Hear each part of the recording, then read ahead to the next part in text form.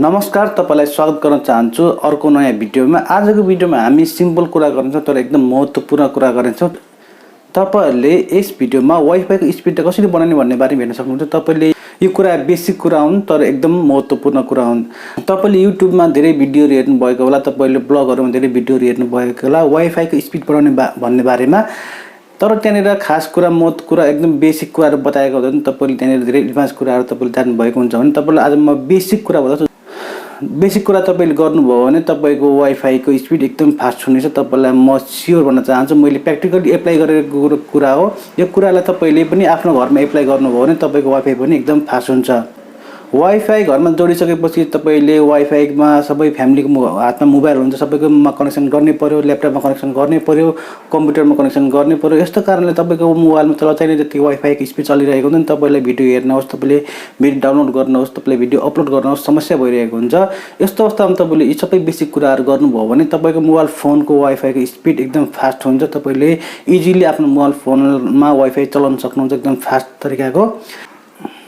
पहिलो तपाईले ध्यान दिनुपर्ने कुरा भनेको तपाईको वाइफाई को राउटरको पोजिसन। तपाईले वाइफाईलाई कस्तो ठाउँमा राख्नु भएको छ। तपाईले यदि घरको वाइफाईलाई एकदम तपाईले कुना काप्चामा तपाईले चेपमा तपाईले अलिक लुकाएर एकदम तरिकाले तपाईले वालको धेरै एंगल कुनामा राख्नु भएको छ भने तपाईको पनि वाइफाई स्लो हुने गर्दछ। किनकि तपाईले आफ्नो घरको वाइफाईलाई जहिले पनि एकदम फ्री ठाउँमा राख्नुपर्ने हुन्छ। तपाईले एकदम खुला ठाउँमा राख्दिनु होला, किनकि कुनै पनि तपाईले कुनामा राख्नु त्यो सिग्नलले राम्रोसँग काम गर्दैन। त्यसले जति सिग्नल फाल्नु पर्ने हो त्यो सिग्नल फाल्दैन।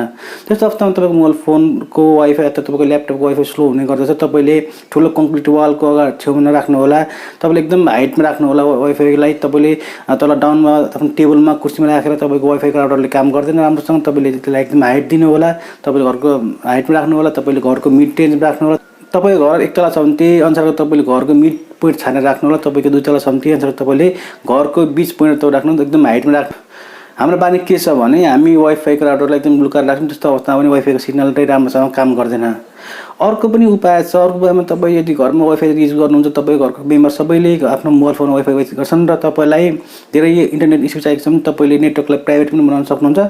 राउटरको सेटिङमा गएर तपाईले अरूको मोबाइलमा लो नेटवर्क र आफ्नोमा हाई नेटवर्क पनि बनाउन सक्नुहुन्छ। यो अप्सन पनि राउटर सेटिङमा तपाईले पाउन सक्नुहुन्छ। त्यहाँबाट तपाईले प्राइभेट नेटवर्क गरेर आफ्नोमा धेरै सिग्नल पास र तपाईले अरूकोमा थोरै सिग्नल पास पनि गर्न सक्नुहुन्छ। यो पनि एउटा राम्रो खालको अप्सन छ। तपाईले इजिली वाइफाई सेटिङमा गएर तपाईले गर्न सक्नुहुन्छ।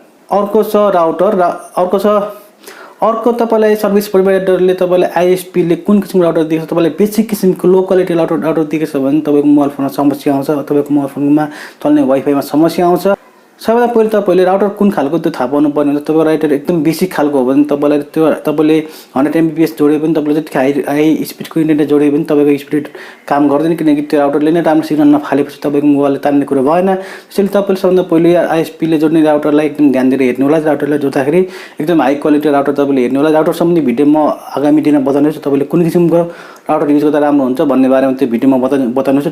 तपाईले त्यो भिडियो हेरेर पनि राउटर कनेक्सन गर्न सक्नुहुन्छ। राउटर तपाईले एकदम राम्रो क्वालिटी जोड्नु होला, एकदम हाई क्वालिटी जोड्नु होला। तपाईले कुनै पनि आईएसपी ले तपाईले जोड्नु हो भने उले आफै राउटर लिएर हाल्दिन्छ, तर उले एकदम बेसिक खालको राउटर लिएर हाल्दिन्छ। त्यस्तो अवस्थामा तपाईले राम्रो खालको वाइफाई को राउटर लिएर लगाउन सक्नुहुन्छ। अर्को छ माइक्रोवेभहरु। तपाईले कुनै पनि इलेक्ट्रोनिक्स प्रोडक्टको छेउमा वाइफाई राउटर नराख्नु होला। जस्तै कुनै पनि वेब फाल्ने इलेक्ट्रोनिक्स चिजहरु हुन्छ, जस्तै तपाईको घरमा फ्रिज छ, एसी छ, के कुनै पनि इलेक्ट्रोनिक डिभाइस छ भने त्यसको छेउमा राउटर नराख्नु, किनकि त्यसले पनि के एक किसिमको माइक्रोवेभ फालिरहेको हुन्छ। त्यसले पनि तपाईको वाइफाई को राउटरको सिग्नललाई चाहिँ विक बनाउने काम हुन्छ। त्यस्तो अवस्थामा तपाईले इलेक्ट्रोनिक्स प्रोडक्ट भन्दा अलिक पर एकदम हाइटमा राउटरलाई राख्नु हो भने तपाईको राउटरले राम्रोसँग काम गर्छ।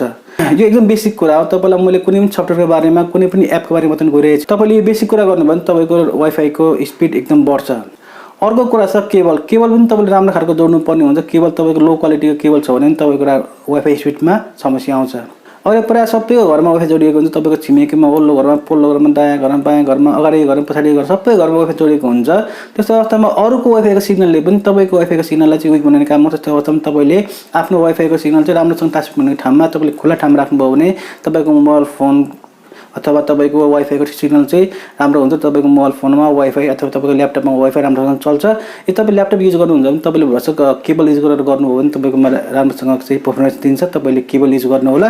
अर्को त तपाईले अब लास्टमा फाइनली कुरा भन्नु तपाईले वाइफाईको स्पिड टेस्ट गर्न सक्नुहुन्छ। तपाईले मोबाइल फोनमा अथवा ल्यापटपमा तपाईले स्पिड टेस्ट गर्ने एप डाउनलोड गरेर तपाईले इजिली चाहिँ स्पिड टेस्ट गर्न सक्नुहुन्छ। आफ्नो मोबाइल फोनबाट कति एमबीपीएस को छ, मेरो 40 एमबीपीएस को छ, 3000 को स्पिड मेरोमा आएको हुन्छ भने तपाईले यसरी इजिली चाहिँ सेटिङ गरेर वाइफाईको स्पिड बनाउन सक्नुहुन्छ। धन्यवाद। तपाईले भिडियो हेर्नु भएको लाइक गर्न नबिर्सनु, सब्स्क्राइब गर्न नबिर्सनु होला। धन्यवाद। जय नेपाल।